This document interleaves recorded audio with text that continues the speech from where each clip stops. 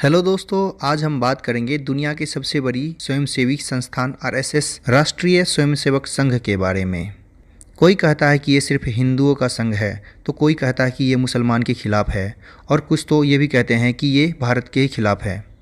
आज हम आपको आरएसएस के बारे में डिटेल से फैक्ट्स के माध्यम से बताने जा रहे हैं।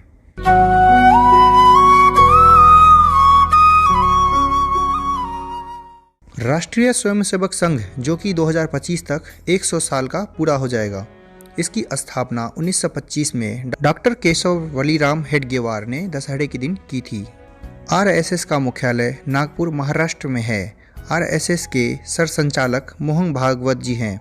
मोहन भागवत भारत के उन थोड़े से लोग में से हैं जिन्हें Z+ सुरक्षा दी गई है। 30 जनवरी 1948 को बिरला भवन, दिल्ली में शाम 5:10 पर नथुराम गोडसे ने गोली मारकर महात्मा गांधी की हत्या की थी। हत्या के बाद आरएसएस का नाम उछाला गया। कहा गया कि गोडसे आरएसएस का ही सदस्य है, जबकि गोडसे ने आरएसएस को सन 1930 में ही छोड़ दिया था। इसी समय पूरी दुनिया को पता चला कि भारत में कोई राष्ट्रीय स्वयंसेवक संघ नाम का कोई संगठन भी है। उसी समय देश के गृह मंत्री सरदार वल्लभ भाई पटेल ने आरएसएस पर बैन लगा दिया था।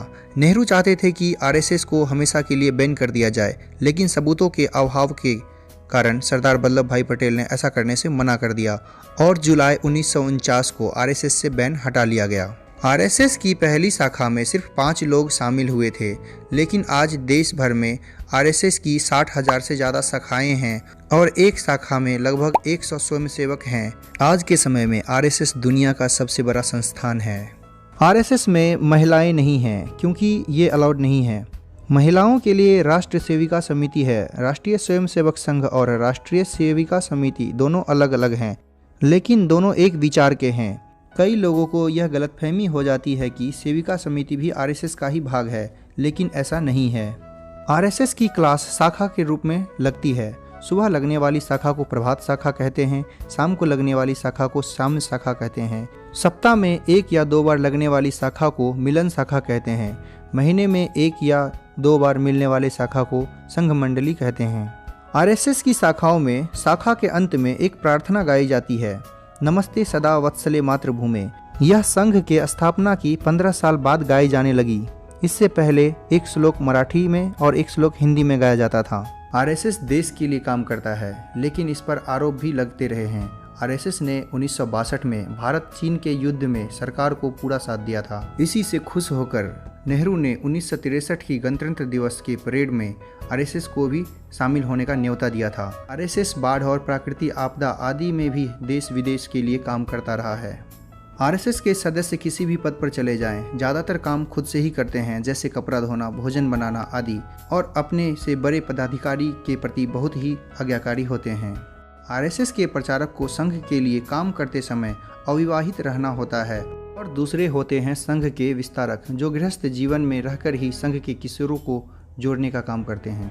संघ का प्रचारक बनने के लिए किसी भी स्वयंसेवक को 3 साल तक OTC यानी ऑफिसर ट्रेनिंग कैंप में भाग लेना होता है, और शाखा प्रमुख बनने के लिए 7 से 15 दिन तक ITC यानी इंस्ट्रक्टर ट्रेनिंग कैंप में भाग लेना होता है। बीजेपी के बड़े नेता जैसे अटल बिहारी वाजपेयी, लाल कृष्ण आडवाणी और नरेंद्र मोदी संघ के प्रचारक रह चुके हैं। आरएसएस का अपना अलग झंडा है, भगवा रंग का। सभी शाखाओं में यही झंडा फहराया जाता है। आरएसएस किसी आदमी को नहीं बल्कि भगवा ध्वज को ही अपना गुरु मानती है।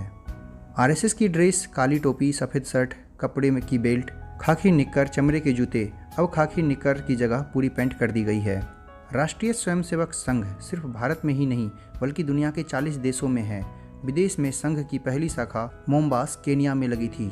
आरएसएस में महिला क्यों नहीं है? आरएसएस की शाखा सुबह और शाम को लगती है, जो गृहिणी महिला हैं उनके लिए सही नहीं है। शाम की शाखा में भीड़ होती है।